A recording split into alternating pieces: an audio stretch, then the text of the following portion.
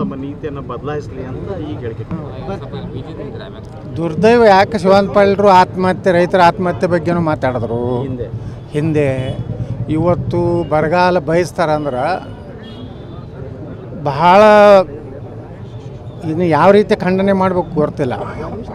ಈ ರೀತಿ ಒಬ್ಬ ಜವಾಬ್ದಾರಿಯುತ ಮಂತ್ರಿಗಳು, ಅದರ ಕೃಷಿ ಉತ್ಪನ್ನ ಮಾರುಕಟ್ಟೆ ಸಚಿವರು ಮತ್ತು ರೈತರ ಬಗ್ಗೆ ಎಷ್ಟು ಹಗುರವಾಗಿ, ಯಾರೂ ದೇಶದಲ್ಲಿರುವಂಥ ಅನ್ನದಾತ ಬರಗಾಲ ಬರಲಿ ಅಂತ ಯಾರೂ ಬಯಸೋದಿಲ್ಲ.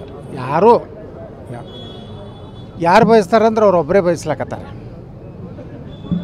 ಯಾಕಂದ್ರೆ ಬರಗಾಲ ಬರಲಿ ಅಂತ ಯಾಕೆ ಬಯಸ್ತಾರೆ ಕೆಲವೊಮ್ಮೆ ಅಂದರೆ, ಅವರ ಬ್ಯಾಂಕಿನ ಸಾಲ ಮನ್ನಾ ಆಗ್ತದೆ. ಕೆಲವೊಂದು ಏನು ತಾವೇ ತೊಗೊಂಡ್ಕೊಂಡು ಮನ್ನಾ ಆಗಿದ್ದನ್ನು ತಾವು ಮನ್ನಾ ಮಾಡ್ಕೊಳ್ಳೋಕ್ಕೆ ಅನುಕೂಲ ಆಗ್ತದೆ. ಅವರಿಗೆ ಭಾಳ ಖುಷಿ ಇರ್ತದೆ. ಅದ್ರಾಗ ವಿಶೇಷವಾಗಿ DCC ಬ್ಯಾಂಕ್ನವ್ರು ಭಾಳ ಖುಷಿ. ಯಾಕಂದ್ರೆ ಸರ್ಕಾರಗಳು ಏನು ಮಾಡ್ತಾವೆ, DCC ಬ್ಯಾಂಕಿಗೆ ಇದ್ದಂಥ ರೈತರದ್ದು ಅಷ್ಟೇ ಸಾಲ ಮನ್ನಾ ಮಾಡ್ತಾವೆ. ಅದೇ DCC ಬ್ಯಾಂಕೇ ರೀ, ಮತ್ತು ಯಾವ ಸಹಕಾರಿ ಬ್ಯಾಂಕಿಂದು ಮಾಡೋದಿಲ್ಲ ಅವರು. DCC ಬ್ಯಾಂಕು ಹಳ್ಳಿಯಲ್ಲಿರುವಂಥ ಸೊಸೈಟಿಗಳು ಅಂದ್ರೇನು DCC ಬ್ಯಾಂಕಿನ ಅಂಡರ್ನಾಗಿರುವಂಥವು.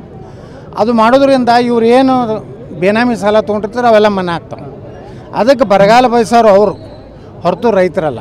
ರೈತರ ಬಗ್ಗೆ ನನಗೆ ಗೌರವ ಇದೆ. ಏನೇ ರೈತರ ಬಗ್ಗೆ ಗೌರವ ಐತಿ, ಆದರೆ ರೈತರು ಬರಗಾಲ ಬಯಸ್ತಾರೆ. ಆತ್ಮಹತ್ಯೆ 5 ಲಕ್ಷ ರೂಪಾಯಿ ಕೊಡ್ತೀವಿ ಆತ್ಮಹತ್ಯೆ ಮಾಡ್ಕೋತಾರೆ. ಇವಕ್ಕೆ ರೈತರ ಗೌರವ ಆಯಿತು ಏನಾಯ್ತು ಅನ್ನೋದು ನಾಡಿನ ಜನ ಇವತ್ತು ಮುಖ್ಯಮಂತ್ರಿಗಳು ಇಂಥ ಸಚಿವರಿಗೆ ಕರೆದು ಎಚ್ಚರಿಕೆ ಕೊಡಬೇಕು. ಈ ರೀತಿ ಹೇಳಿಕೆ ಕೊಡಬಾರ್ದು, ಕೊಟ್ಟರೆ ಕ್ರಮ ತಗೋತೀನಿ. ಸಿದ್ದರಾಮಯ್ಯನವ್ರಿಗೆ ಏನಾರ ಬಹುಶಃ ಅವ್ರು ಸಿದ್ದರಾಮಯ್ಯವ್ರ ಕಂಟ್ರೋಲ್ನಾಗಿಲ್ಲ, ಅವರು DK ಶಿವಕುಮಾರ್ ಅವ್ರ ಕಂಟ್ರೋಲ್ನಾಗ ಅದಾರೆ.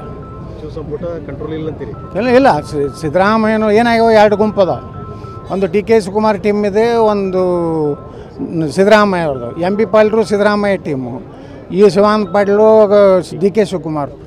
ಇವ್ರಿಗೆ ಅವ್ರು ತೆಗೆದಾಗೋದಿಲ್ಲ, ಅವ್ರಿಗೆ ಇವ್ರು ತೆಗೆದಾಗೋದು. ಇವರಿಬ್ಬರ ಒಂದೇನು ಜಗಳಿದೆ. ಈ ರೀತಿ ಆಡಳಿತದಲ್ಲಿ ಸಚಿವರು ಬೇಕಾಬಿಟ್ಟಿಯಾಗಿ ಹೇಳಿಕೆ ಕೊಡಲಿಕ್ಕೆ ಈ ರೀತಿಯ ಒಂದು ಅವ್ರಿಗೆ ಧೈರ್ಯ ಇರೋದೇ ಅವ್ರ ಹಿಂದೆ ಒಬ್ಬ ಗಾಡ್ ಫಾದರ್ ಅಂತೇಳಿ.